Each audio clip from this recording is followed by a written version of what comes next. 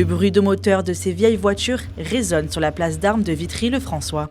Depuis 2014, le rallye de Monte-Carlo historique passe par la Cité Rose.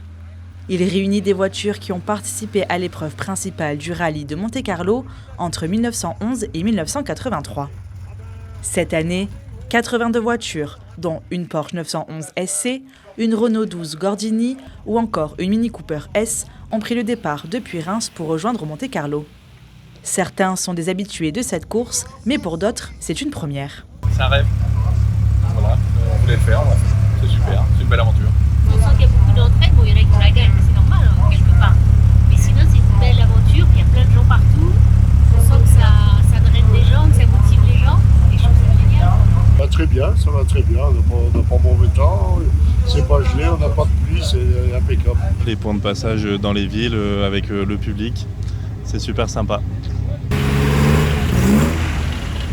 Les Vitriens étaient également au rendez-vous pour apprécier le bruit et les courbes de ces automobiles historiques, comme ses amis, passionnés de belles voitures et de mécanique. C'est bien, ils font une grande boucle, donc on a bien le temps de les voir, et puis il y a un petit peu de queue au checkpoint, alors on a le temps d'en profiter. C'est surtout pour la passion automobile, voir tout ce qui est mécanique, les moteurs, les bruits, les odeurs, le plus important je pense. Coup de cœur pour les Porsche qui passent, les Porsche préparés pour la course, vraiment très belle voiture et des voitures de rêve, quoi. Cette soirée d'ouverture lance le mythique rallye de Monte-Carlo historique.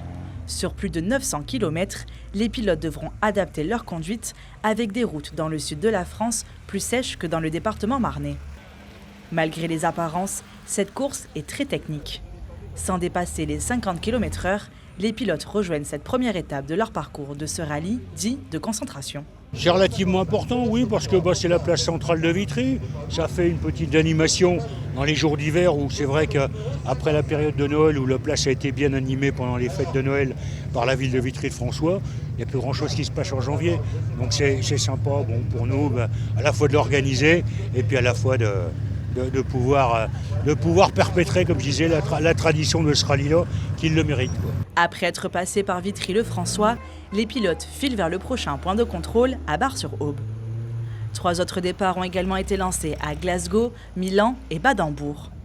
En tout, près de 250 voitures sont en route pour rejoindre la principauté monégasque avant de commencer l'étape de classement au départ de Monaco.